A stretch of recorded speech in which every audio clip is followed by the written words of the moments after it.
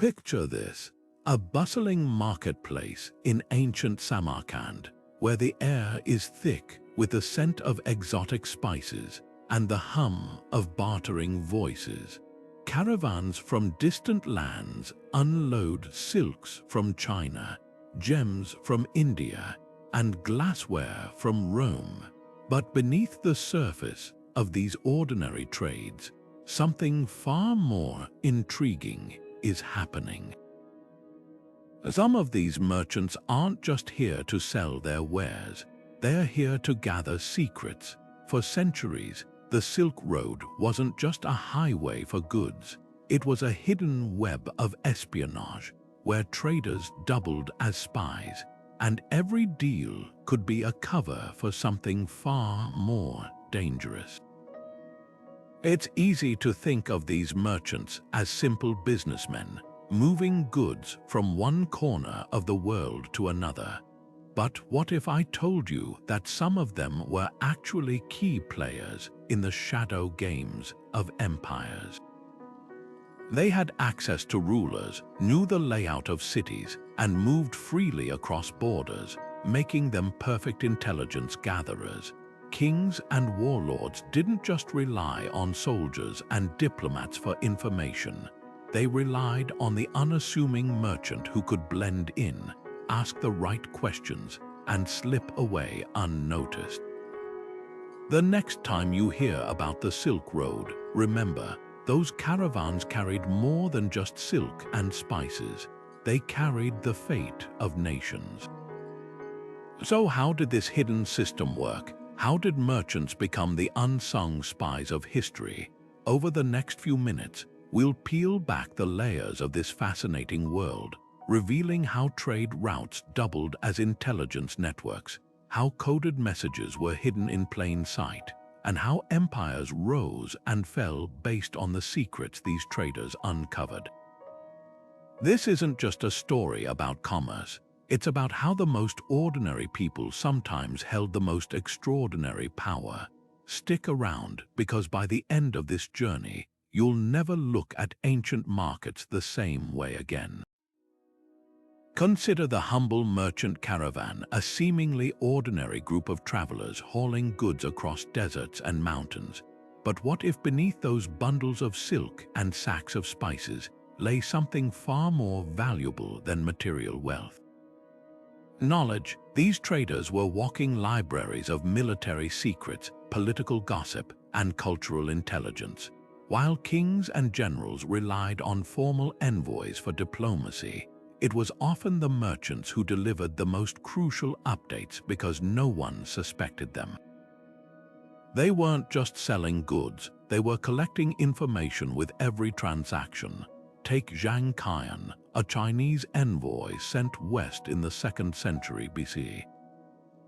Officially, his mission was to establish trade alliances. Unofficially, he was mapping out territory, noting rival armies, and gathering details about distant lands.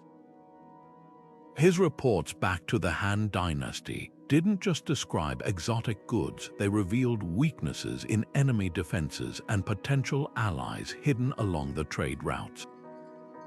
And he wasn't alone. Phoenician traders in the Mediterranean, Sogdian merchants in Central Asia, even Roman glass sellers all became accidental spies simply because their jobs required them to listen, observe, and remember. The beauty of this system was its simplicity. A merchant asking about local grain prices might really be gauging a region's economic stability. A discussion about road conditions could reveal which mountain passes were lightly guarded. Sometimes the intelligence was hidden right in the open cargo manifests with coded markings, or rumors passed along as casual market gossip.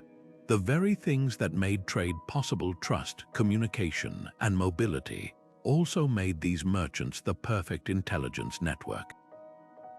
Empires didn't just prosper because of what they bought and sold. They survived because of what their traders quietly learned along the way. And here's the twist. Many of these merchants never even realized they were spies. To them, sharing news was just part of doing business. But for the rulers who received their reports, those scraps of information were worth more than gold. A whispered warning about an approaching army could save a kingdom. A tip about a rival's financial troubles could shift the balance of power. The Silk Road didn't just connect markets, it connected minds, and in doing so, it rewrote history one secret at a time. The Phoenicians didn't just sail the Mediterranean, they mastered it. While their ships carried purple dye, cedar wood, and blown glass across the ancient world, their most valuable cargo was something far less visible: information. These merchants weren't just traders, they were observers, record keepers, and when needed, silent agents of influence. With ports stretching from Tyre to Carthage, they had eyes and ears in every corner of the known world, making them the ultimate early intelligence network. What set them apart was their knack for secrecy. Phoenician ledgers weren't just accounting tools, they were coded maps of political alliances and military vulnerabilities. A seemingly innocent notation about olive oil shipments might secretly detail the strength of a rival city's garrison. Their ships, famous for their sleek design, often hid compartments beneath the cargo holds, perfect for smuggling scrolls or whispered messages between kingdoms. Even their famed purple dye, a symbol of royalty, sometimes served a dual purpose. The rare color became a discreet marker for confidential correspondence among elite circles. But their real genius lay in neutrality. Unlike soldiers or diplomats, Phoenician merchants were welcomed everywhere. They supplied Egypt with timber, Greece with incense, and Rome with jewels, all while quietly noting which harbors were undermanned, which rulers were in debt, and which rebellions might soon boil over. When empires needed leverage, they turned to these traders for insights no spy could gather openly. The Phoenicians didn't just sell goods, they sold the power of knowing what others didn't. Perhaps their greatest legacy was proving that commerce and covert influence could go hand in hand. While other spies relied on disguises or deception, Phoenicians needed only their reputation as reliable businessmen. Their ships moved freely even during wars, their ledgers were trusted even by rivals, and their word carried weight in every royal court. In a world where knowledge was power, they became the unseen hand shaping history, one trade deal at a time. Imagine stepping into the Grand Bazaar of Constantinople at the height of its glory, a labyrinth of colorful stalls, the clamor of haggling voices, the intoxicating mix of saffron and sandal wood in the air. To the casual visitor, it was just another marketplace, but to those who knew where to look, it was a living, breathing intelligence hub where empires traded secrets as freely as they did spices. The genius of bazaar espionage lay in its natural camouflage. In the chaos of crowded alleyways, a merchant could lean across a table of Persian carpets to murmur a coded message about troop movements along the border. A scribe selling parchment might slip a rebel's manifesto between the pages of an innocent-looking ledger. Even the simple act of haggling had its uses. Prolonged negotiations allowed time to assess a rival's wealth, alliances, or desperation. The very noise that made markets vibrant also made them perfect for covert exchanges. A whispered word could vanish into the din before anyone noticed. Some of history's most pivotal moments turned on these marketplace intrigues. Take the famed Silk Road city of Merv, where Sogdian traders once intercepted rumors of an approaching Arab army. Intelligence they promptly sold to both sides. Or consider Venetian merchants in Alexandria, who disguised reconnaissance about Mamluk naval strength as complaints about harbor fees. Even the layout of bazaars played a role. Strategically placed tea houses near major intersections became informal briefing rooms, while money changers' stalls doubled as dead-drop locations for sensitive documents. What made these merchant spies so effective was their invisibility. unlike palace informants who might be watched or soldiers who drew suspicion, traders were expected to ask questions. A spice vendor inquiring about road conditions was just being prudent, a textile dealer noting which noble families were buying the finest silks, merely tracking fashion trends. Yet compiled over time, these fragments painted a picture no spy could gather through conventional means. The legacy of marketplace espionage endures in surprising ways. Modern financial centers still thrive on information asymmetry, the idea that knowledge itself has value. Stock markets, commodity exchanges, even online marketplaces all carry echoes of those ancient bazaars where the right whisper at the right time could topple kingdoms. The next time you walk through a busy market, look beyond the stalls. You might just be standing on history's oldest intelligence network. Caravansaries might have looked like ordinary roadside inns, places where dusty travelers could rest their camels, share a meal, and barter for supplies. But behind those thick walls of sun-baked clay, some of history's most consequential secrets changed hands. These weren't just pit stops, they were neutral ground where rival empires could gather intelligence without drawing swords. Picture a dimly lit courtyard at midnight where a Persian silk merchant accidentally bumps into a Byzantine envoy. Their laughter over spiced wine masks the real exchange, a coded update about troop movements along the eastern frontier. The design of these way stations made them perfect for covert work.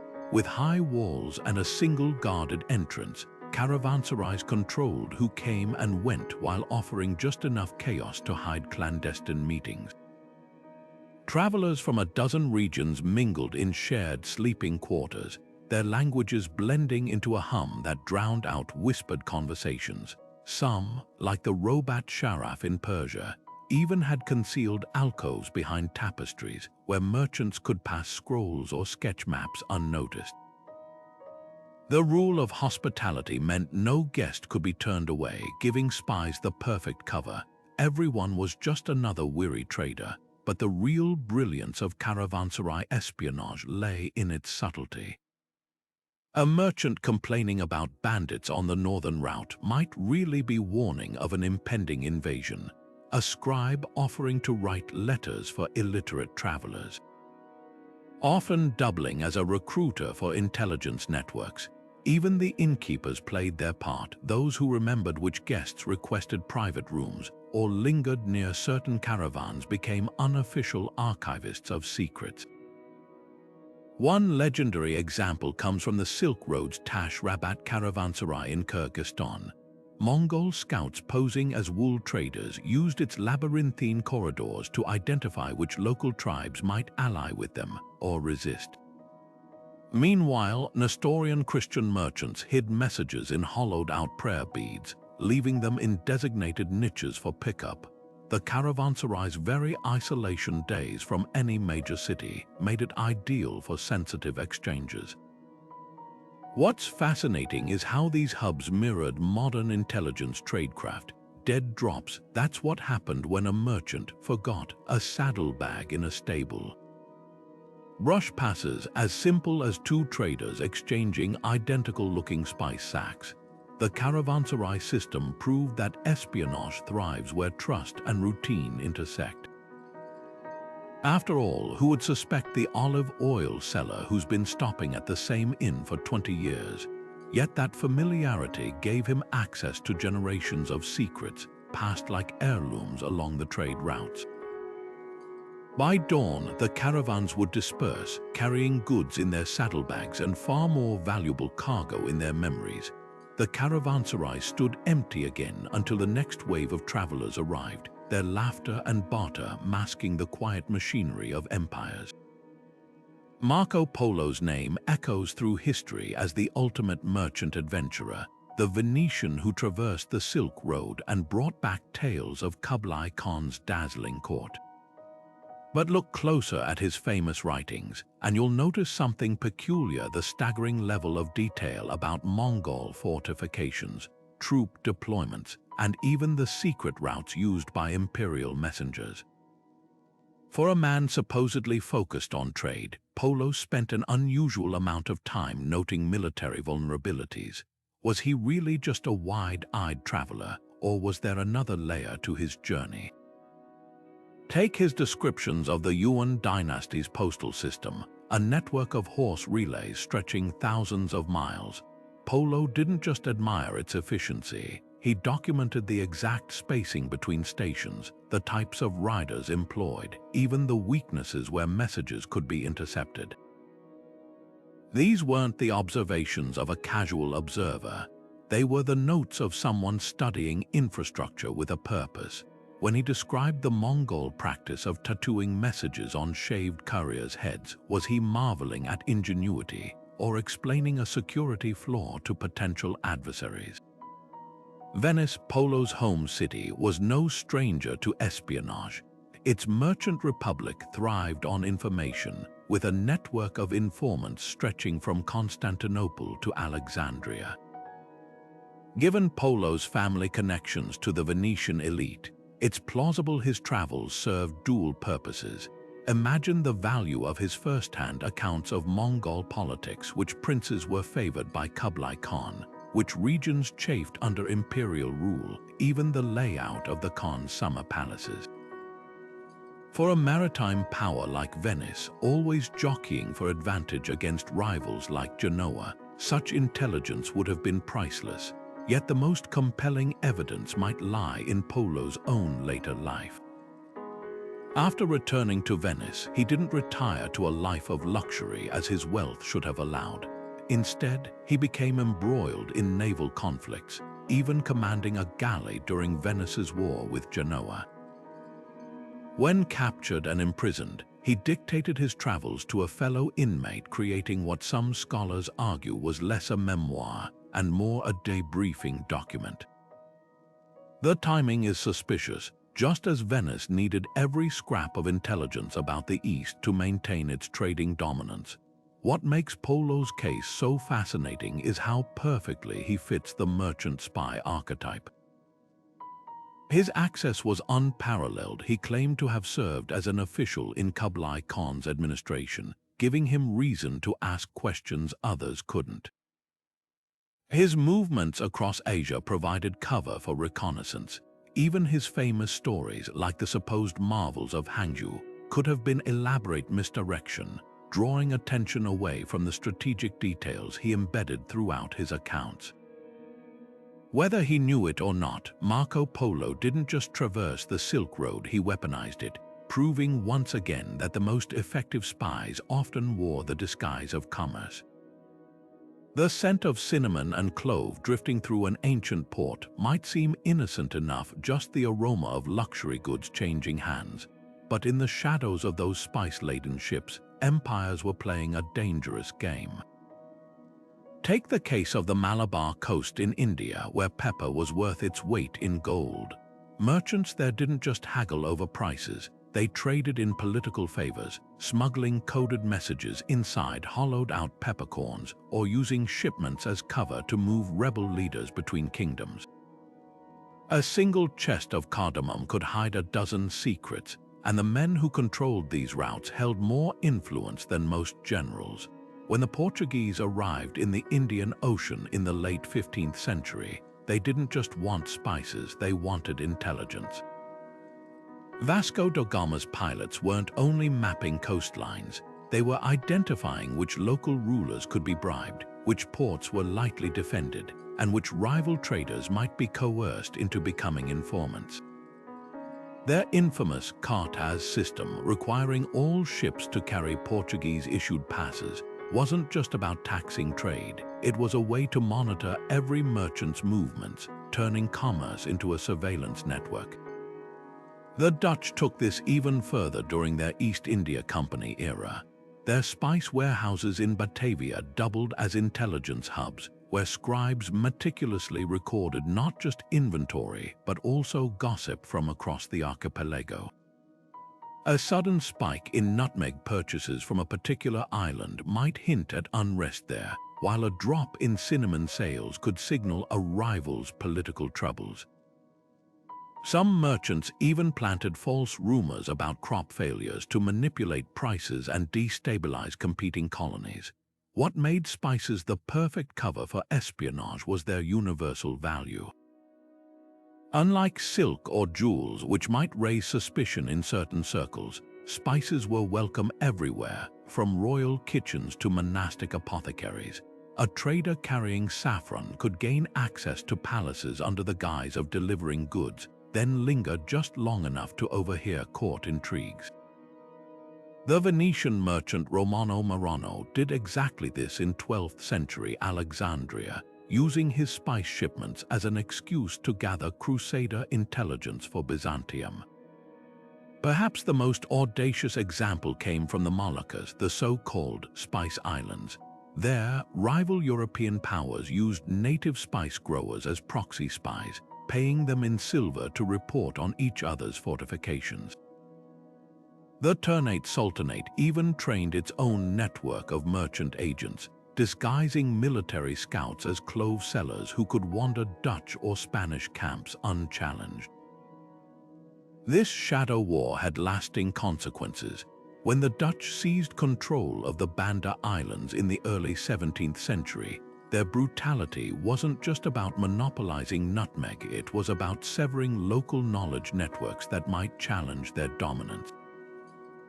By the time the smoke cleared, the spice trade had rewritten maps, toppled dynasties, and proven that sometimes the sharpest weapons weren't swords or cannons, but the quiet whispers exchanged over sacks of pepper. Silk shimmered in royal courts and temple treasuries, admired for its beauty, but beneath that lustrous surface lay a world of deception. Chinese merchants traveling the Silk Road didn't just carry bolts of fabric. They transported entire military strategies folded into the delicate weave.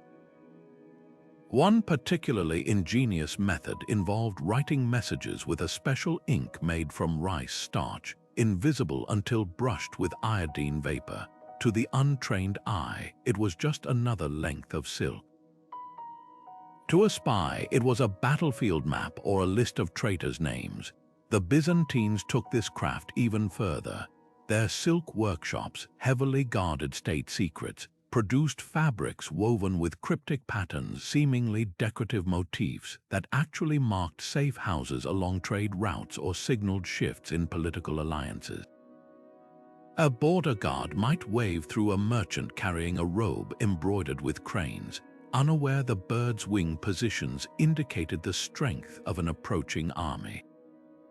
Some silks were even designed with hollow threads, perfect for concealing poisons or tiny scrolls.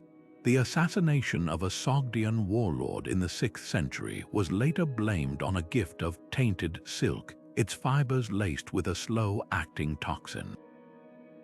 What made silk so effective for espionage was its universal appeal. No one questioned a trader delivering fine fabrics to nobles or temples. It was expected.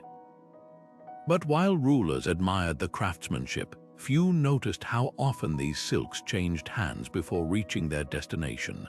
A bolt sent as tribute from Samarkand to Constantinople might pass through 5 intermediaries, each adding their own hidden layers of information.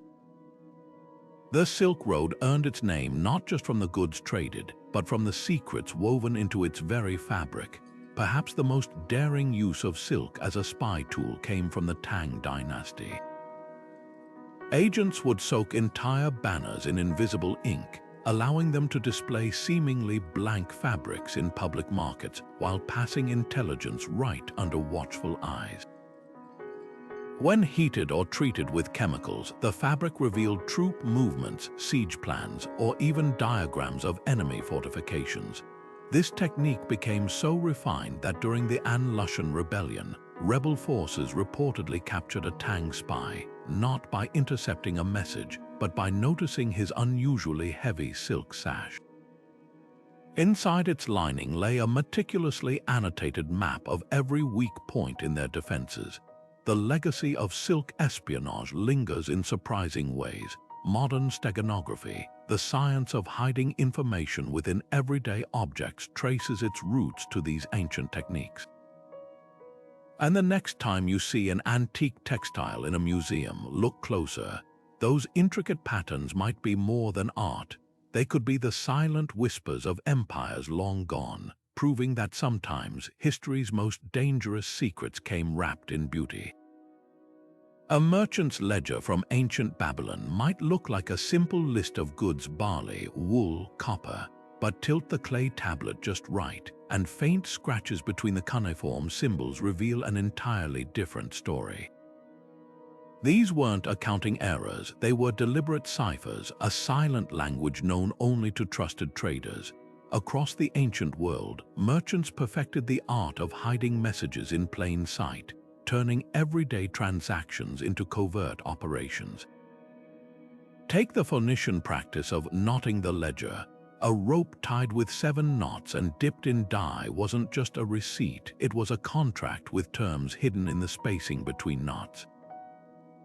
Only someone who knew the cipher could unravel its meaning, perhaps the true price of a shipment or the location of a smuggled cargo. Similarly, Egyptian grain dealers used hieroglyphic variants to mark which storehouses held surplus for black market sales, while Mesopotamian traders rearranged cylinder seal impressions to signal safe routes through bandit territory. The brilliance of these systems lay in their simplicity. A pile of spices at a market stall might seem random, but to a trained eye, the height of each mound corresponded to troop numbers in a nearby garrison. Venetian glassmakers even encoded messages in the colors of their beads. A strand of blue-green, yellow could warn of pirate activity along the Adriatic. These weren't just codes, they were survival tools. In an era when intercepted information could bankrupt a caravan or spark a war, merchants had to innovate or perish. Some methods bordered on genius. The Sogdians, master traders of Central Asia, developed a cipher based on the Zoroastrian calendar, disguising trade routes as astrological charts. A mention of Jupiter's alignment might really pinpoint a mountain pass free of avalanches. Meanwhile, along the incense route, Arab merchants used camel brands as code. A seemingly random pattern of burns could indicate which oasis wells were poisoned or which tribal leaders were open to bribes. What's astonishing is how these early cryptographers anticipated modern techniques. The Roman tabula rasa system, writing messages on wax tablets, then scraping them clean for reuse, mirrored today's ephemeral encrypted chats. And just like modern cybersecurity, breaches had devastating consequences. When the Han Dynasty cracked the Qian nomads' wool dye cipher in the 2nd century BC, it led to a massacre of undercover merchant spies along the Hexi corridor. Yet for all their sophistication, these codes shared one vulnerability: human error. A single misaligned knot or misplaced jar could scramble the message. That's why the most successful merchant spies always layered their secrets. A coded ledger entry might be cross-checked against the stitching pattern on a saddlebag or the rhythm of a porter's drumbeat. In the high-stakes world of ancient trade, redundancy wasn't just clever, it kept you alive. The legacy of these early cryptographers lives on. Next time you scan a QR code or use two-factor authentication, remember, you're tapping into a tradition that began with silk traders whispering over abacuses and spice merchants counting knots under desert stars. The tools have changed, but the game remains the same: protect the message or lose everything. In the foggy ports of medieval Europe, where the clatter of cargo and the cries of seagulls filled the air, the Hanseatic League wasn't just moving goods, it was moving information. This powerful alliance of merchant guilds stretching from London to Novgorod didn't just dominate trade routes, it mastered the art of turning commerce into covert intelligence. Behind the ledgers of wool and herring shipments lay a shadow network of spies, each merchant an unofficial agent for the League's collective survival. What made the Hanseatic system so effective was its structure. Guild halls in cities like Lübeck and Bruges weren't just meeting places, they were clearinghouses for secrets. A trader returning from Bergen might report Norwegian timber prices, but between the lines he'd hint at the king's strained relationship with his nobles. A Baltic ship captain complaining about new Danish tariffs could really be signaling increased naval patrols in the Sound. These fragments, pieced together across dozens of ports, gave the League something no single kingdom could match: a real-time map of Europe's political undercurrents. Their methods were deceptively simple: coded merchant marks, those distinctive symbols stamped on bales and barrels, often concealed secondary meanings. A seemingly random flourish on a Lübeck trader's sign might indicate which warehouses were safe for sensitive conversations. The League even developed an early form of tradecraft using beer shipments. Barrels destined for certain cities had subtly altered hoops, signaling whether the local count could be bribed or if a rival power was massing troops nearby. But their true power lay in neutrality. Unlike royal envoys, Hanseatic merchants were welcomed everywhere. When the Teutonic Knights needed to gauge Polish strength before a campaign, they didn't send scouts. They asked the League's Danzig agents, who'd just returned from negotiating grain deals in Krakow. When English wool tariffs threatened Flemish weavers, it was Hanseatic factors in London who quietly warned their Bruges counterparts, allowing the weavers to stockpile before prices spiked.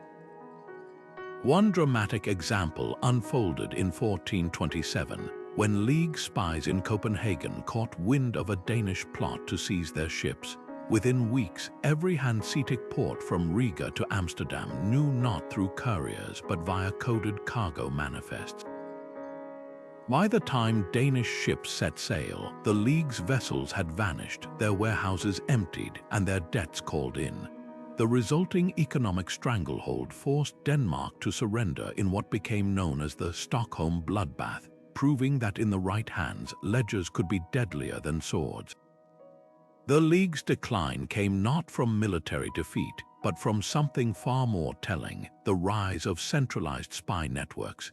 As kings developed their own intelligence services, they no longer needed merchant middlemen. Yet for 3 centuries, the Hanseatic League showed how commerce and espionage could intertwine so completely that even the traders themselves sometimes forgot where business ended and spycraft began. Their legacy lives on in modern trade blocs, where economic alliances still quietly shape geopolitical games, just with fewer beer barrels and more encrypted emails. The Sogdians didn't just travel the Silk Road, they owned it. These nomadic traders from Central Asia were the ultimate insiders, moving effortlessly between empires like pieces on a chessboard. While kings built walls and armies, the Sogdians built something far more powerful: trust. Their caravans crossed Persian checkpoints without question. Their dialects blended into Chinese market chatter, and their tents welcomed Mongol khans and Byzantine envoys alike. But behind this veneer of neutrality, they were compiling the ancient world's most comprehensive intelligence dossier, one whispered conversation at a time.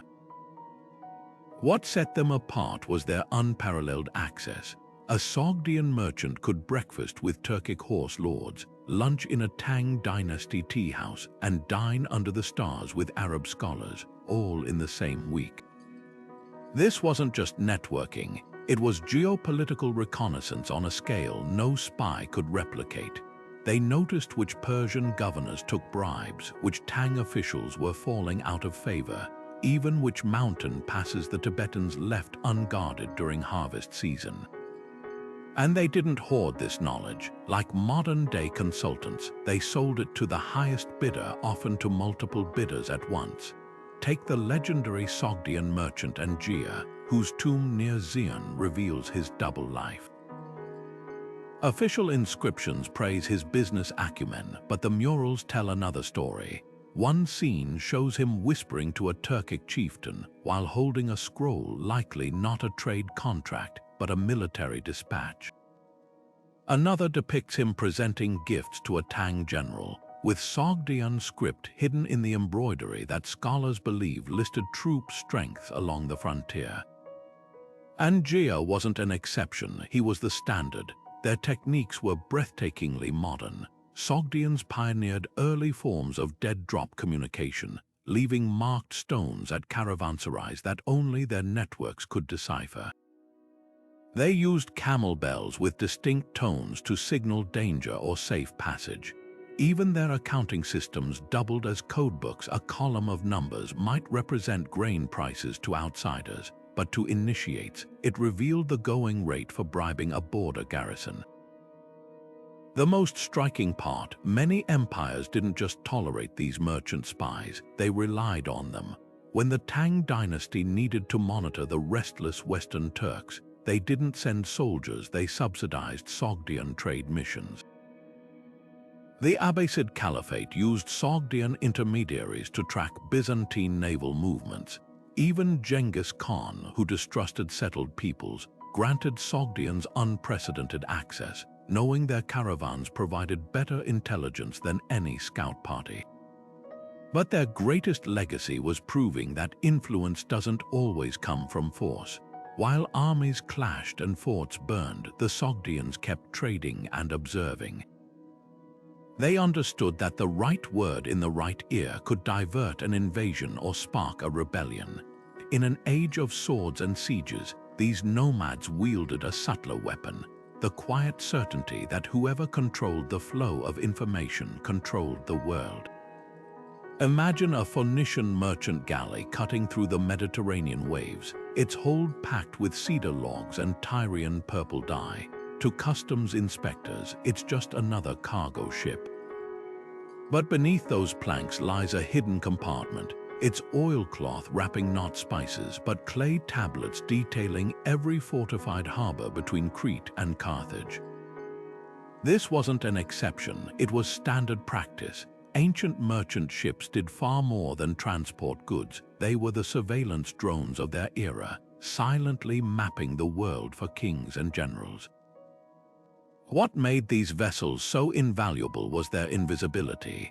Warships drew attention, but a lumber barge or grain carrier, nobody looked twice. Captains kept meticulous logs that doubled as intelligence. Dossiers. Notations about shallow reefs could reveal landing sites for invasions, while records of pirate attacks pinpointed weak spots in naval patrols.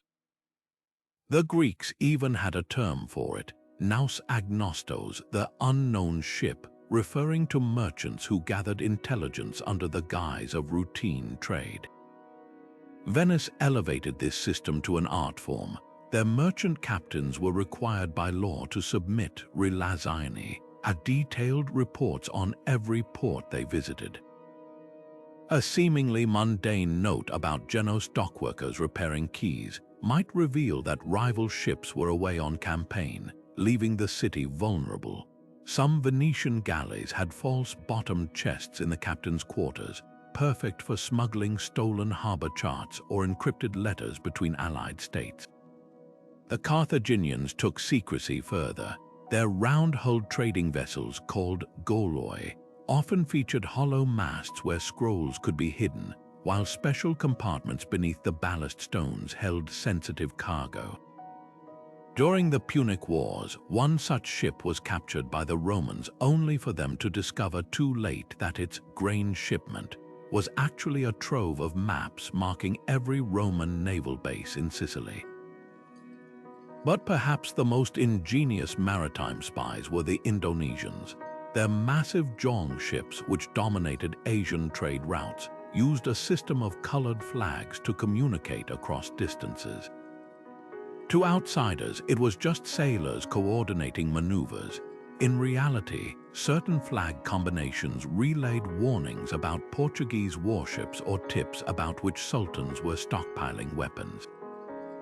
The Dutch East India Company later admitted that decoding these signals gave them more intelligence about Southeast Asia than a decade of espionage. The sea's vastness became the perfect cover. A message could travel from Alexandria to Marseille without ever touching land, passed between ships in coated barrels of olive oil. Storm damage reports concealed troop movements, while lost cargo manifests often contained lists of double agents. Even shipwrecks played a role. Divers in Rhodes specialized in retrieving sealed chests from sunken merchants, their contents far more valuable than the amphorae scattered around them. This aquatic intelligence network reshaped history. When the Byzantine Empire reclaimed North Africa in the 6th century, it wasn't thanks to their navy's strength. It was because Syrian grain merchants had spent years documenting Vandal port defenses. Centuries later, the Mongols used Chinese junk captains to scout Japanese beaches before their ill-fated invasions. Every ripple in the water told a story, and the merchants, they were the ones writing it between the lines of their ledgers, one voyage at a time. In the glittering courts of medieval India, where Maharajas weighed diamonds like grains of rice, gem traders weren't just dealers, they were conduits of power. A single ruby could open palace doors, while a strand of pearls might carry whispers of rebellion between kingdoms. These merchants moved in rarefied circles where a misplaced word could spark wars or topple dynasties, making them the perfect intermediaries for covert operations. Take the case of the Golconda diamond mines, where traders from Venice and Baghdad jostled for access to the world's finest gems. Behind the haggling over carats and clarity, these merchants were gathering something far more valuable: intelligence. A Persian trader might gift an emerald to a local governor's wife, only to later receive detailed maps of Mongol troop movements in return. The diamonds themselves sometimes served as clandestine storage, hollowed-out stones containing tiny scrolls with coded messages, or specially cut facets that reflected light patterns to signal allied spies across crowded bazaars. Pearl divers in the Persian Gulf played an equally shadowy role. While harvesting oysters from the seafloor, they also monitored naval activity along contested coastlines. Their unassuming boats became early warning systems. If a diver surfaced with an unusual number of black pearls, it might signal Ottoman warships approaching Hormuz. The pearls, often drilled with microscopic holes, could even transport secret correspondence. One surviving example from the 16th century, now in a Lisbon museum, contains a rolled parchment inside a seemingly flawless pearl, its message detailing Portuguese fortifications in Goa. But the real genius of gem-based espionage lay in its deniability. When a Burmese jade trader accidentally overpaid taxes at a Chinese border post, the excess silver wasn't a mistake. It was a bribe to customs officials for smuggling jadeite blocks carved with military dispatches. Similarly, the deep blue lapis lazuli mined in Afghanistan carried more than just pigment for Renaissance painters. Ground into powder and mixed with adhesive, it formed invisible ink that only appeared under candlelight, used by Safavid merchants to relay messages between Isfahan and Istanbul. Even gem-cutting techniques concealed secrets. Indian artisans developed a method called Baroque faceting, where irregular cuts on a diamond's underside weren't aesthetic choices. They were tactile codes readable by blind courtiers who served as intermediaries. A Mughal prince might run his fingers over a seemingly flawed sapphire and know instantly which rival noble had defected to the Marathas. The legacy of these merchant spies lingers in modern gemology. The very term blood diamond takes on new meaning when you consider how 17th century Angolan traders used conflict diamonds to fund covert operations against Portuguese colonizers. And next time you admire an antique jewel in a museum, look closer. That emerald pendant might have once bought silence from a vizier, or that ruby ring could have carried a king's last desperate plea for reinforcements. In the hands of these traders, every facet told a story, and some of those stories changed the course of history. Trade routes didn't just move silks and spices, they pulsed with information, humming like the ancient world's nervous system. Picture a caravan leaving Chang'an with bolts of silk. its merchant unaware that tucked between the folds was a scrap of parchment detailing unrest in the western provinces. By the time those silks reached Antioch, the news had already leapfrogged ahead through a chain of traders, outpacing imperial messengers on horseback. This wasn't just commerce, it was a shadow communication network, faster and more resilient than any government courier system. The sheer speed of this mercantile grapevine stunned rulers. When the Umayyad Caliphate planned an invasion of Constantinople in the 8th century, Byzantine spies didn't intercept official dispatches, they overheard the news in a Damascus souk, where Syrian wine merchants gossiped about sudden orders for extra camel feed. Similarly, when Mongol forces massed near the Khwarezmian Empire's borders, it wasn't a scout who first sounded the alarm. It was a terrified Sogdian fur trader who'd seen the troop buildup at a remote caravanserai and raced ahead to warn his clients. What made these routes so effective was their redundancy. Unlike a single royal messenger who could be ambushed or waylaid, trade networks had countless threads. If bandits raided one caravan, a dozen others would still carry fragments of the same intelligence. The Silk Road's famed relay trade system, where goods changed hands multiple times across regions, meant information spread like ripples in a pond. A whispered rumor in Kashgar might reach Baghdad through 3 separate merchant chains, each adding new details or corroborating facts. Empires quickly learned to exploit this system. The Tang dynasty established guest houses along trade routes, ostensibly to shelter merchants but really to monitor their conversations. Venetian officials required visiting traders to drink at state-sponsored taverns, where spies posing as barmen recorded their drunken boasts. Even the Romans, masters of bureaucracy, secretly subsidized Egyptian grain ships not just to feed Rome, but to ensure their captains reported on Ptolemaic politics. But the real stroke of genius, merchants didn't just carry messages, they filtered them. A skilled trader could gauge which rumors were credible based on who shared them. A passing mention of Persian troop movements from a trusted spice dealer carried more weight than a dozen official bulletins. This informal vetting system gave trade route intelligence a reliability that often surpassed royal spy networks. When the Sultan of Delhi needed unbiased news about Timur's advance, he didn't consult his generals. He summoned the Gujarati textile merchants who just arrived from Samarkand. The legacy of these information highways lives on in modern finance. Today's stock market rumors and cryptocurrency chatter mirror the ancient trade route gossip that once moved empires. The players have changed, but the game remains the same. Control the flow of information, and you control the world. Picture the dimly lit halls of a Venetian merchant guild in the 15th century. On the surface, it's a place of ledgers and contracts, where men in fine robes debate spice prices and shipping schedules. But beneath that veneer of commerce, something far more clandestine unfolds.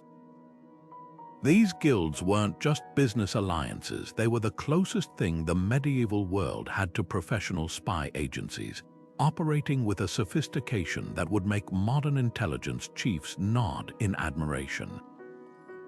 Take the Venetian Art della Lana, the powerful wool guild. While its members publicly regulated textile quality behind closed doors, they maintained intricate files on everyone who mattered, from the drinking habits of Byzantine ambassadors to the debt records of rival Genoese traders. A guildmaster could ruin a competitor not by undercutting prices, but by discreetly sharing proof of their affair with a doge's cousin. Their archives doubled as blackmail libraries, where a single parchment could topple a career or spark a diplomatic incident. The structure of these guilds mirrored intelligence networks with eerie precision. Junior members acted as runners, gathering tavern gossip under the guise of sourcing materials. Senior merchants functioned as handlers, filtering useful nuggets from the chatter. At the top, the guild leaders became de facto spy masters, leveraging their economic influence to sway policies. When the Genos wanted to undermine Venice's trade with Egypt, they didn't send soldiers, they instructed their silk guild to suddenly discover flaws in Venetian dyes, forcing costly delays. Perhaps the most audacious example comes from the Hanseatic League's contour in Novgorod. This trading post, ostensibly just a hub for furs and wax, secretly mapped Muscovite military routes for Scandinavian kings. Their agents used merchant marks, those cryptic symbols stamped on goods, to encode troop movements. A barrel of Prussian amber might bear a mark indicating Swedish warships were massing near Reval, while a bundle of pelts carried warnings about which Russian boyars could be bribed. What made guilds so effective was their legal immunity. Governments granted them extraordinary privileges, tax exemptions, private courts, even their own militias to keep trade flowing. This autonomy became the perfect cover for espionage. A Florentine wool inspector could demand access to an English earl's warehouse, citing quality control, while actually assessing stockpiles of armor and arrows. Guild halls, with their thick walls and sworn oaths of secrecy, became ideal meeting places for plotters, the infamous Pazzi conspiracy against the Medici. Planned in the back rooms of a silk guild, by the Renaissance, some guilds had become so powerful that kings treated them as sovereign entities. The English merchant adventurers negotiated treaties, while the German Fugger family's banking guild financed emperors and quietly collected their secrets as collateral. Their couriers carried encrypted letters in hollowed-out ledger sticks, and their sales agents in foreign courts functioned as resident spies.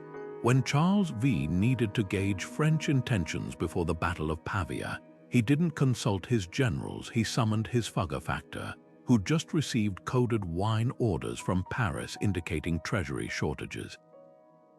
The guild's decline came not from exposure but from obsolescence. As nation-states developed professional diplomacy, they no longer needed merchant middlemen.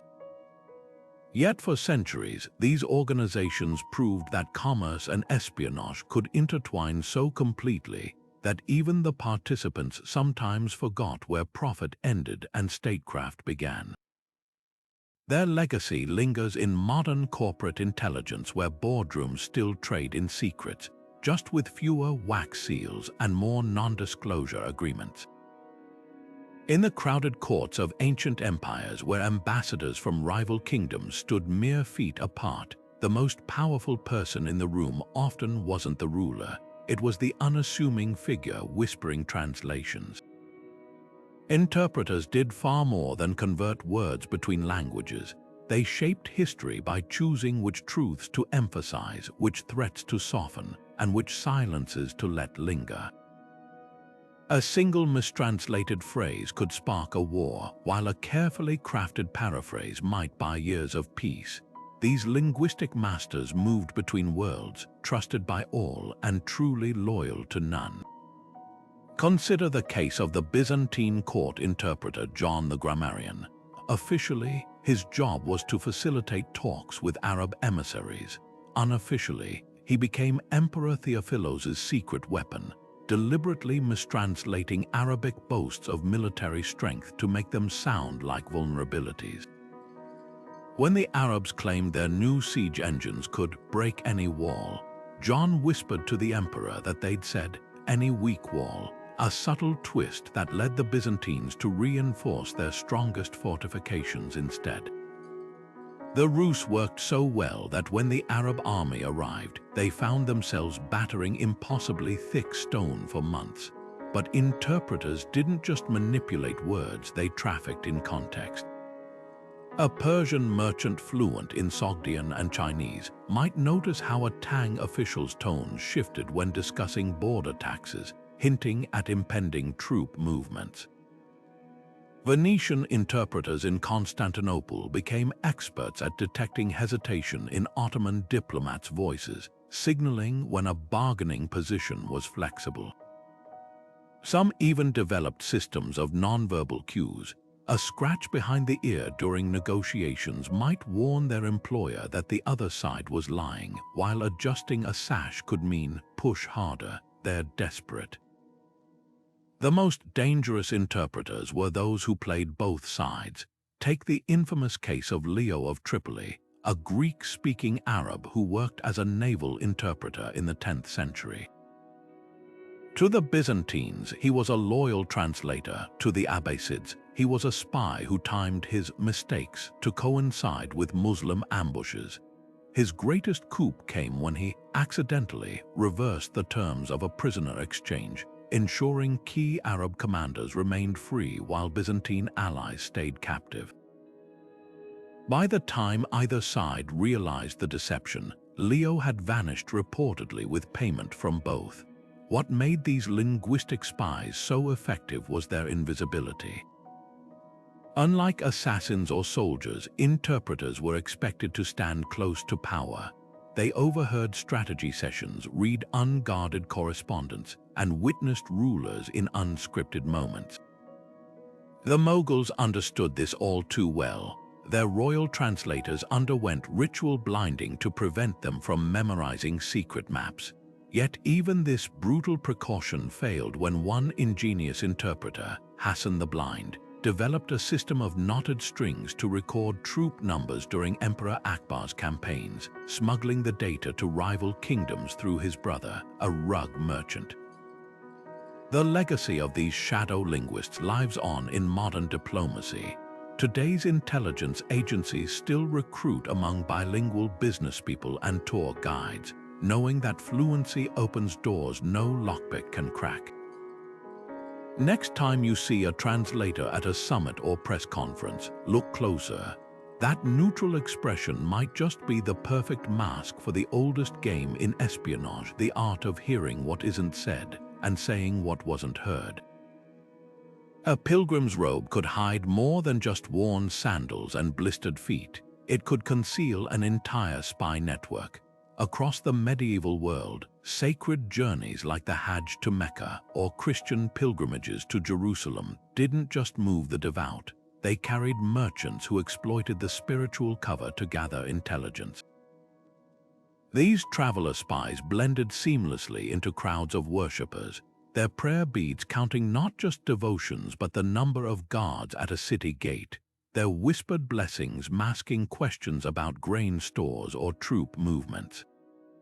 In an age where faith granted safe passage, holy roads became the perfect disguise for espionage.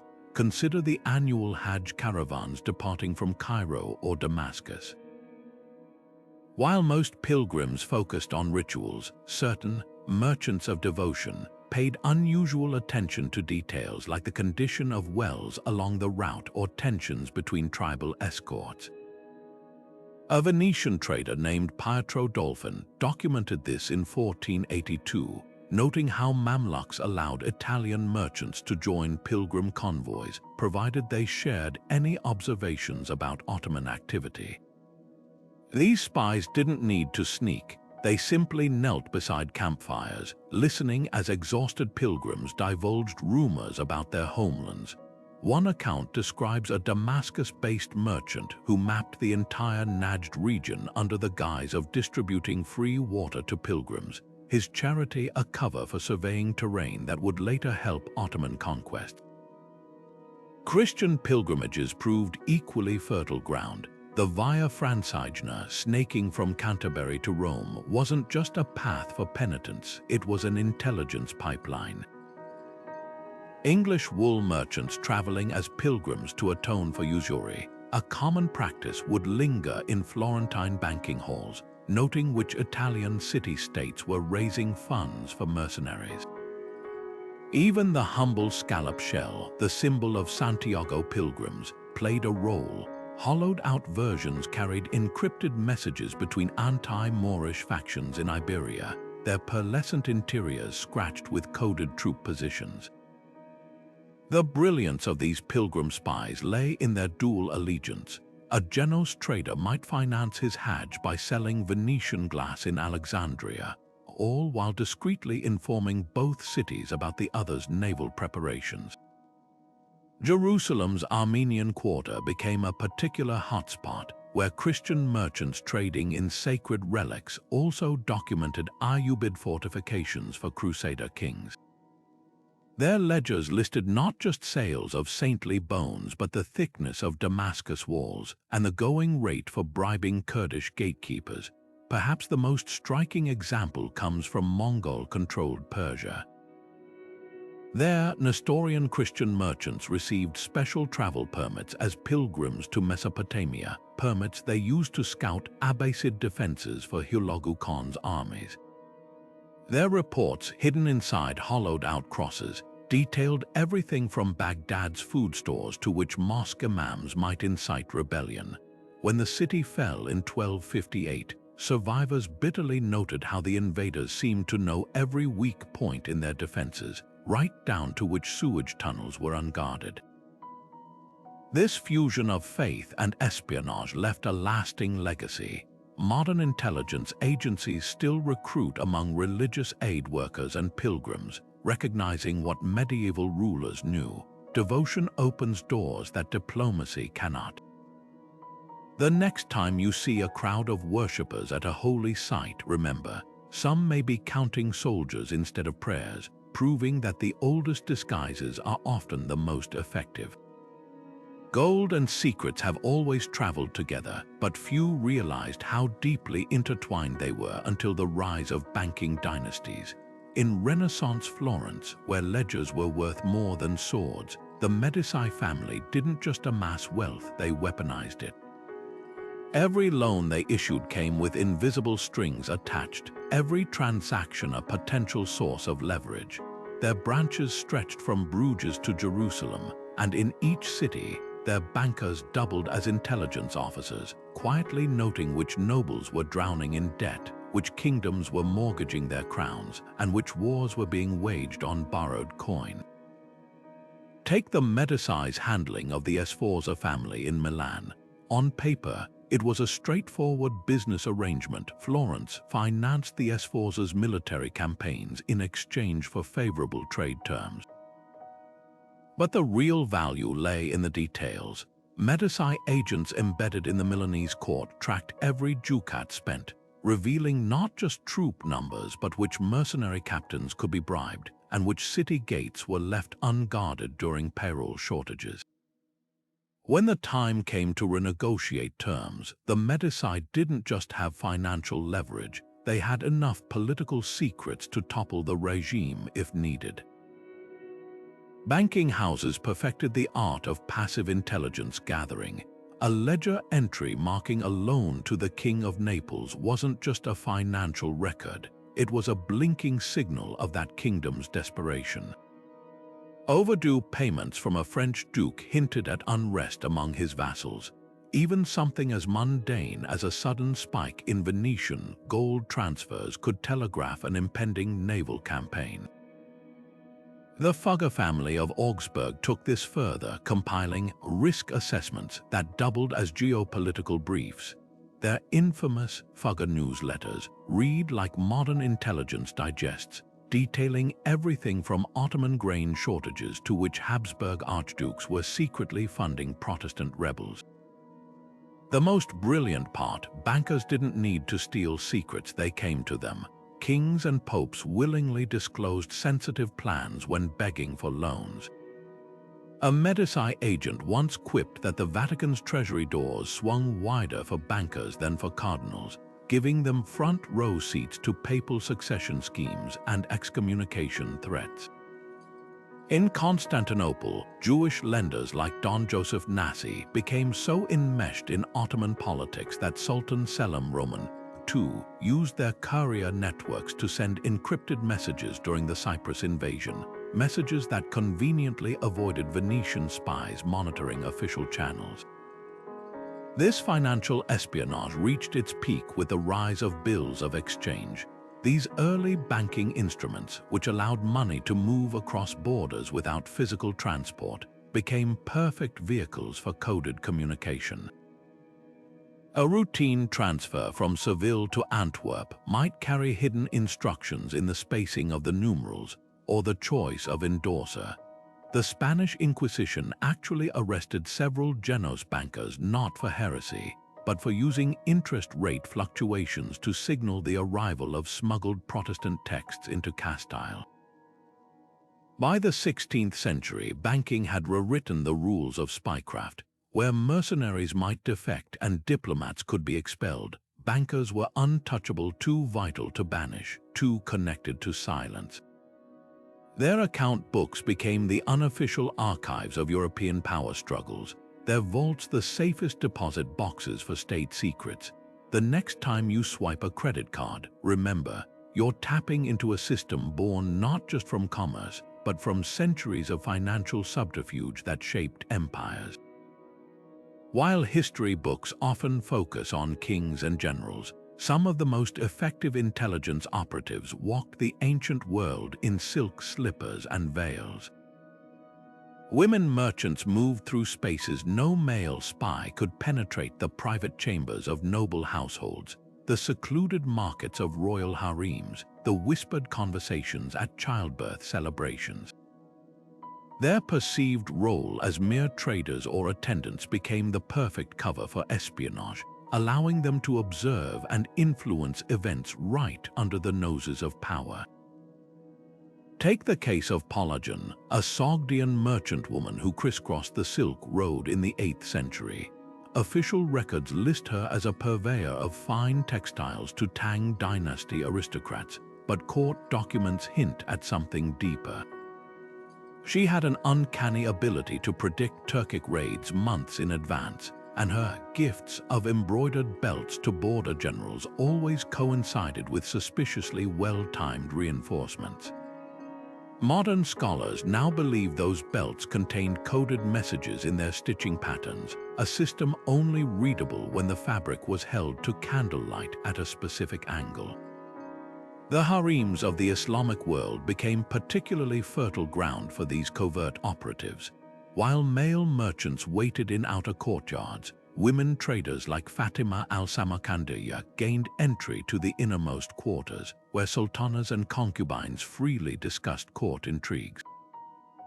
Fatima's real trade wasn't the perfumes she carried, but the secrets she harvested, noting which viziers visited certain wives, which princes received extra allowances, even the subtle shifts in a ruler's health based on herbal remedy requests. Her ledgers, discovered in a Cairo geniza, show meticulous accounts of rosewater sales alongside cryptic notes about Mamluk succession plans. Even in conservative societies, women found ingenious ways to exploit their dual roles. In medieval Venice, the incantatrici, a female spice merchants who supplied convents and noble kitchens, developed a system of flavor-based codes. An unusually large order of saffron might signal Spanish naval movements, while a sudden demand for pepper from a particular warehouse could indicate the Doge was preparing to arrest certain senators. Their network became so reliable that the Venetian Council of Ten occasionally bypassed their own spies to consult these kitchen whisperers.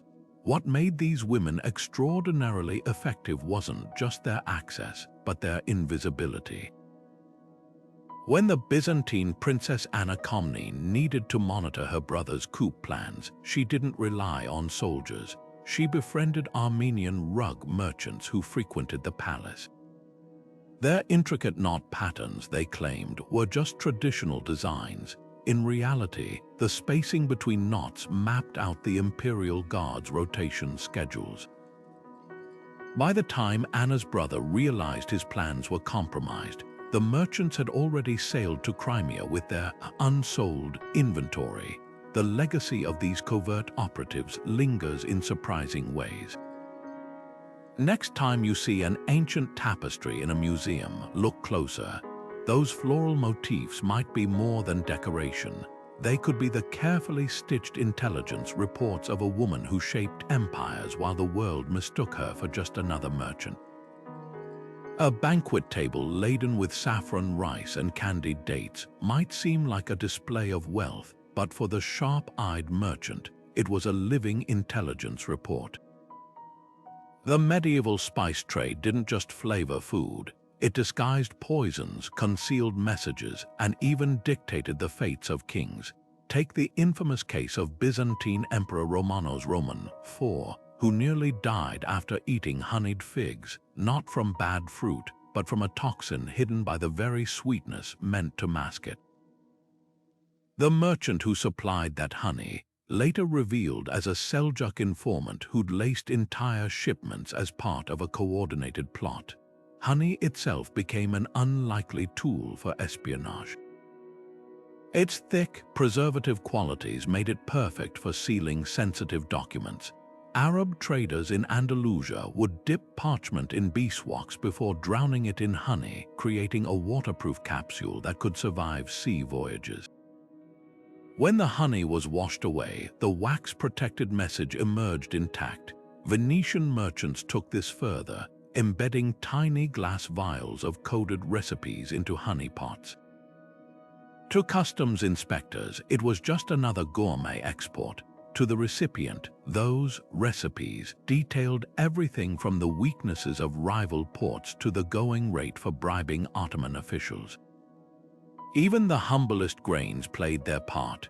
In Mughal India, rice shipments to remote garrisons often contained more than just sustenance. Merchants would stir the grains in specific patterns. Rows of long grain rice alternating with short grain could indicate troop numbers, while a circle of black rice at the bag's center might warn of an encircling enemy force. One surviving account describes a Bengali trader who averted a massacre by accidentally spilling a sack of rice in front of a general, the scattered grains forming arrows pointing to hidden rebel positions. The real stroke of genius, turning feasts into intelligence operations. When the Medici family hosted dignitaries, their chefs didn't just cook, they observed. A guest who avoided pepper might be hiding a stomach ailment, signaling vulnerability. A sudden craving for rare Persian saffron could hint at recent contact with enemy envoys. Even the placement of dishes carried meaning. Florentine banquet tables sometimes used salt cellars as markers, their positions indicating which alliances were stable and which nobles were drifting toward rivals. Perhaps the most chilling example comes from the spice routes of Malacca. There, Portuguese agents infiltrated local kitchens, learning which sultans preferred extra cloves in their tea, then supplying batches laced with slow-acting sedatives. By the time the ruler's reflexes dulled, his kingdom was already under attack. The Dutch later replicated this tactic in Java, using nutmeg shipments to smuggle opium into rival territories, destabilizing them before military campaigns. What made food such an effective cover was its universality. No one questioned a merchant tasting his own wares or a cook adjusting seasonings. A dropped nutmeg could roll into a private conversation. A barrel of salted fish might hide a compartment for maps, and a spoiled batch of olives could excuse a delayed shipment carrying vital intelligence. The next time you sprinkle cinnamon on your breakfast, consider this. For centuries, the same spices that flavored empires also helped topple them, one whispered secret at a time. Merchants didn't just move goods, they moved borders. In the high-stakes game of medieval statecraft, where kings hesitated to meet face-to-face, these traders became the perfect intermediaries, their ledgers doubling as draft treaties and their cargo holds serving as mobile negotiation chambers. Take the Venetian merchant diplomat Niccolò dei Conti, whose early 15th century travels through India and Southeast Asia were officially about securing pepper contracts. In reality, his meticulous notes on monsoon patterns and fortress layouts became the blueprint for future Venetian naval campaigns, his most brilliant maneuver.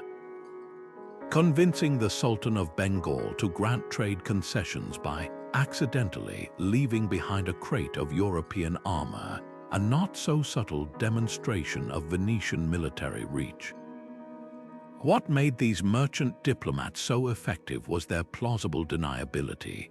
When a deal went sour, rulers could blame an overzealous trader rather than admit to formal negotiations.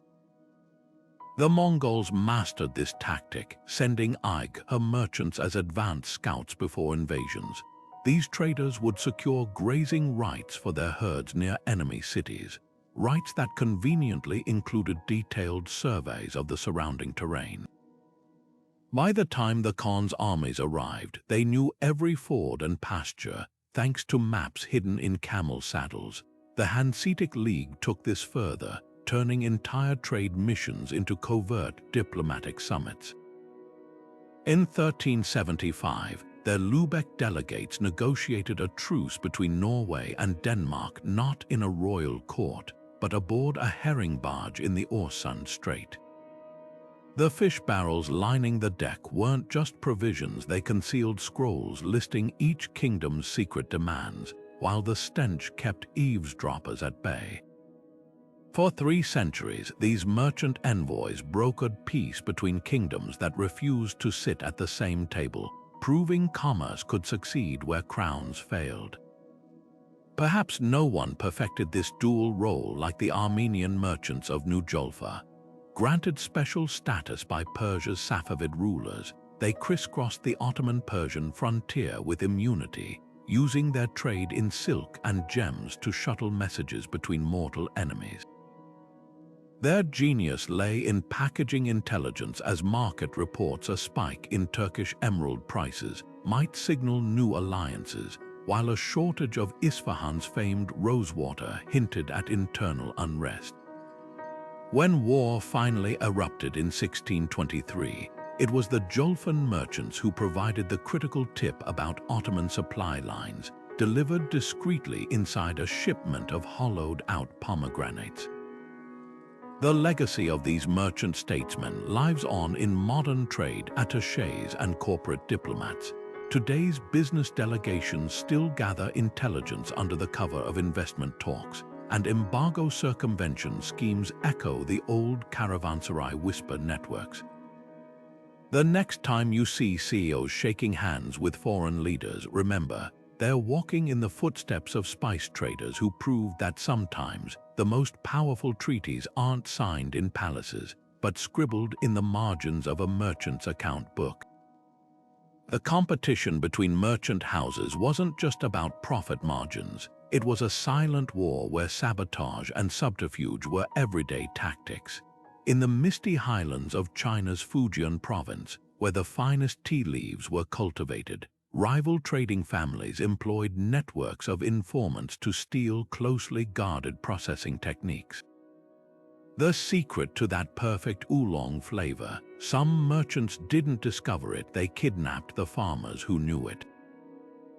One Ming Dynasty account describes a tea master lured away from his employer with a promise of double wages, only to vanish months later after his knowledge had been extracted, leaving behind a trail of counterfeit leaves intentionally blended with bitter herbs to ruin his former patron's reputation. Venetian glassmakers faced even higher stakes. The secret of Cristallo, the flawless, colorless glass that made Murano famous, was protected by draconian laws. Artisans who left the island without permission risked assassination, yet rival cities still schemed to crack the formula. A Florentine spy once posed as a glassblower's apprentice for 7 years, meticulously recording furnace temperatures and mineral mixtures before smuggling the notes out in a loaf of bread. The Venetian response: they allegedly poisoned an entire shipment of Bohemian glass ingredients, substituting quartz with a look-alike powder that caused finished pieces to shatter unpredictably. The most brazen acts of corporate espionage often involved destruction. In the spice markets of Calicut, competing traders would hire pirates to lose rival ships at sea after first transferring their cargo to waiting buyers. Persian rug merchants in Aleppo were known to release moths into competitors' warehouses, ruining priceless inventories overnight. Even ledgers weren't safe. a thriving underground specialized in forging shipping manifests to divert caravans into ambushes or falsify customs records. What made these tactics so effective was their deniability. A delayed shipment could be blamed on bandits, a spoiled batch of tea on poor weather. The Hanseatic League once bankrupted a rival Lübeck merchant by systematically bribing his clerks to mislabel cargo, until 12 ships' worth of Baltic amber wound up rotting in a Danish warehouse, marked incorrectly as herring. By the time the scheme was uncovered, the whispers of incompetence had already destroyed the traders' credit. This shadow war rewrote the rules of commerce itself. The very concept of patents emerged in Renaissance Venice as a direct response to glassmaking espionage. Chinese tea families developed complex apprenticeship oaths binding workers to secrecy, complete with blood rituals. The lesson was clear: in business as in war, sometimes the deadliest blows came not from swords, but from a well-placed bribe or a carefully timed warehouse fire. Playing field may have changed, but the game remains strikingly familiar to anyone who's followed modern corporate hacking scandals or Silicon Valley talent raids. Not every merchant who dabbled in espionage lived to spend their blood money. For every successful silk trader whispering secrets between bolts of fabric, there were dozens whose luck ran out, often in spectacularly brutal fashion. Take the case of a Sogdian caravan intercepted by Tang border guards in 754. At first glance, their cargo appeared ordinary, bundles of wool and sacks of dried fruit.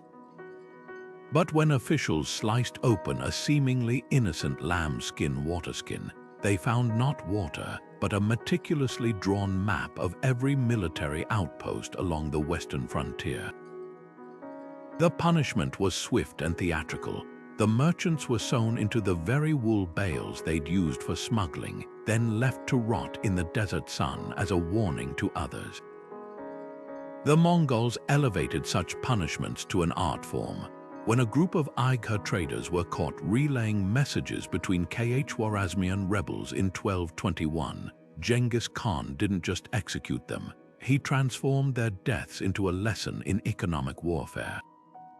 The men were forced to swallow molten silver, a grotesque metaphor for their greed, while their families were sold to slavery with price tags matching the exact sums they'd earned from spying. Mongol chronicles describe how their skulls were later lacquered and displayed in caravanserais along busy trade routes, each engraved with the profits they'd earned from betrayal. Byzantine emperors preferred psychological torment. A Venetian glass merchant named Orso Dandolo learned this in 942 when he was caught smuggling naval charts inside hollowed-out amphorae. Instead of immediate execution, Emperor Romanos Lecapinos had him blinded with hot glass rods, a cruel nod to his trade, then paraded through Constantinople's markets while criers detailed his crimes. But the real genius of the punishment lay in what came next. Dandolo was allowed to keep trading, his maimed face serving as a permanent deterrent to would-be spies. What's chilling is how these public spectacles failed to deter others. If anything, the risks seemed to heighten the allure. Persian spice traders in Abbasid Baghdad developed an entire lexicon of coded gestures to identify trustworthy partners, their hands flashing subtle signs beneath the folds of their robes as they weighed saffron. Armenian jewelers in Mongol-controlled Anatolia began engraving tiny symbols inside gem settings, not just to mark authenticity, but to indicate which officials could be bribed and which were secretly watching. The most haunting examples come from the archives of the Spanish Inquisition, where interrogators kept meticulous records of merchant spies' final confessions.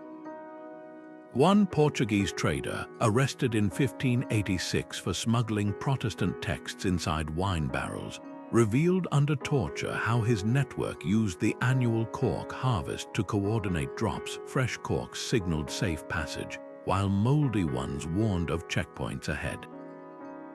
His execution by garroting was carefully timed to coincide with the arrival of the Flanders merchant fleet, ensuring maximum visibility among his peers. Yet even in failure, these merchant spies left their mark. The very brutality of their punishments proves how much rulers feared their influence. A single well-connected trader with loose lips could unravel years of military planning or expose a kingdom's financial weaknesses. That's why the smartest empires didn't just punish, they recruited. When the Ottomans captured a Genoese spy in 1480, they didn't execute him. They put him on payroll, turning his network into a double-edged sword that cut both ways. The game never really ended. It just changed players. The fingerprints of ancient merchant spies are everywhere in modern intelligence, their shadowy tradecraft echoing through centuries to shape the spy games of today. Think of those hollowed-out peppercorns carrying coded messages now replaced by encrypted USB drives hidden in everyday objects. The Silk Road's silk-clad dispatches have their parallel in modern steganography, where classified documents lurk innocently in digital photo files. Even the Hanseatic League's beer barrel signals find their counterpart in today's dead-drop protocols, where a chalk mark on a park bench or a strategically placed soda can signal an agent's safe arrival. What's remarkable is how these medieval techniques anticipated contemporary needs. Take the Venetian practice of embedding intelligence in glass beads, a precursor to microdot technology used in World War II. Or consider the Sogdian merchants' camel bell codes, which mirror the audio frequency signals deployed by Cold War operatives, the medieval spice traders who falsified cargo manifests to hide rebel leaders. They'd fit right into modern human smuggling networks that disguise refugees as tour groups, but the most enduring legacy lies in the networks themselves. The Silk Road's decentralized intelligence model, where information passed through countless hands, directly inspired resistance movements from the French maquis to cyber activist cells today. When WikiLeaks founder Julian Assange described his vision of scientific journalism, he might as well have been channeling the Hanseatic League's merchant spies, who understood that raw data becomes power when filtered through trusted intermediaries. Perhaps the greatest lesson from these ancient operatives is their understanding of human nature. They knew secrets flow most freely where suspicion sleeps, in market chatter, over shared meals during routine transactions. Modern agencies still recruit among business travelers and journalists for this very reason. A corporate consultant asking questions at a Dubai oil conference draws less notice than a government agent, just as a 14th-century spice merchant could probe Ottoman defenses under the guise of negotiating pepper prices. The next time you swipe a credit card or track a package online, remember, you're participating in a system built by those merchant spies. The cargo ships crossing oceans today still carry more than goods. They bear the invisible weight of influence, just as their predecessors did. The players have changed, but the board remains the same. A world where commerce and covert operations walk hand in hand, their footsteps muffled by the rustle of banknotes and the clatter of shipping containers. Spotting a merchant spy in the historical record is like finding a needle in a haystack, except the needle is disguised as a piece of straw. These operatives left behind faint but telling traces, hidden in plain sight amid routine business dealings. One of the clearest red flags, travel patterns that defy logic. Take the case of a Syrian glass merchant named Elias, documented in Byzantine tax rolls. On paper, he was just another trader shuttling between Antioch and Constantinople, but court scribes noticed something odd. His trips always coincided with military movements. When the empire prepared to campaign against the Bulgars, Elias suddenly expanded his business to include Thrace, a region with no glass workshops but plenty of army camps. His ledgers listed sales of luxury items to villagers too poor to afford them, a likely cover for payments to informants. The richest clues often lurk in financial records. A Genoese spice trader's account book from 1342 shows pages of routine pepper and cinnamon sales until you notice the cryptic symbols tucked between entries. Tiny crescents in the margins corresponded to Ottoman ship sightings, while dots beside certain names flagged Venetian officials susceptible to bribes. Other merchants used overpayment as a signaling system. In Ming Dynasty China, a tea exporter named Wu Kang was caught inserting intentional errors into his tax receipts, paying slightly extra on shipments bound for Mongol territories. Historians now believe these mistakes were covert receipts, confirming safe delivery of intelligence hidden in the tea bricks themselves. Sudden, unexplained wealth was another dead giveaway.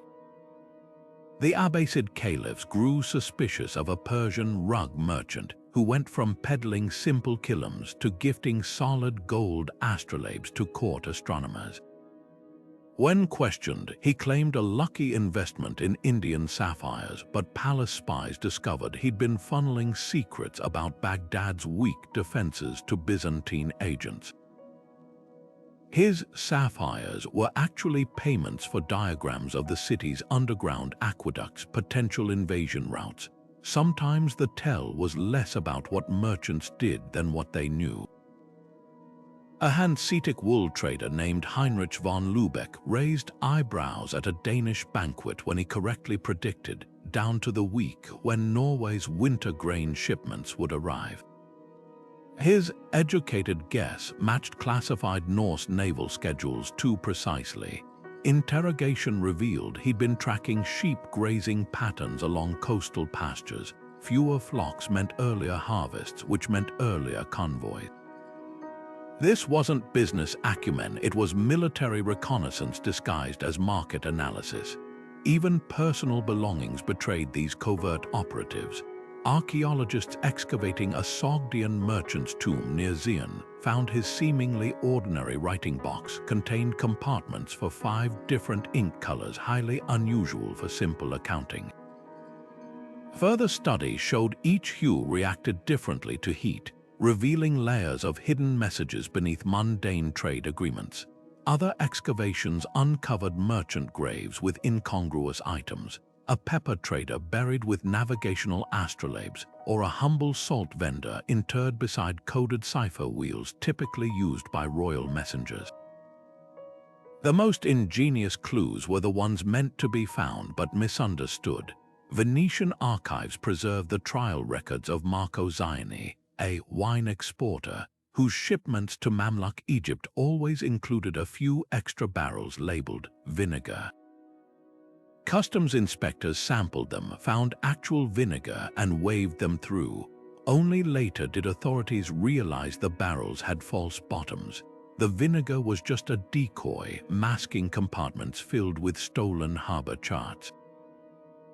Zhang's genius was anticipating inspection. He knew officials would check the liquid but rarely dismantle the container. These breadcrumbs allow us to reconstruct entire shadow networks. By cross-referencing customs logs with diplomatic correspondence, historians traced how a group of Armenian jewelers facilitated communications between Safavid Persia and Habsburg Austria. Their gem appraisals contained veiled assessments of each empire's readiness for war. One appraisal of a flawed but valuable ruby corresponded exactly with a Habsburg report describing Persia's strong but overextended eastern armies. The merchants never wrote overt intelligence. They encoded it in the language of their trade, hiding history's secrets in plain sight. The story of ancient merchant spies forces us to rethink everything we assume about trade routes and marketplaces. These weren't just paths for silks and spices, they were the information superhighways of their time, pulsing with secrets instead of data packets. Picture the Venetian glassblower casually noting the thickness of a rival city's walls while measuring sand for his furnace. or the Sogdian trader memorizing the layout of a mountain pass as his camels trudged through it.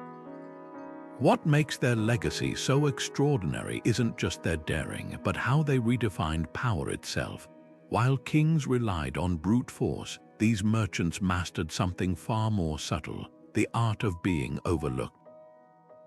Their techniques still shape modern intelligence in ways most of us never notice. That corporate consultant jetting between Dubai and Geneva, they're walking the same shadowy path as the Armenian jewelers who once carried coded messages in hollowed-out gemstones.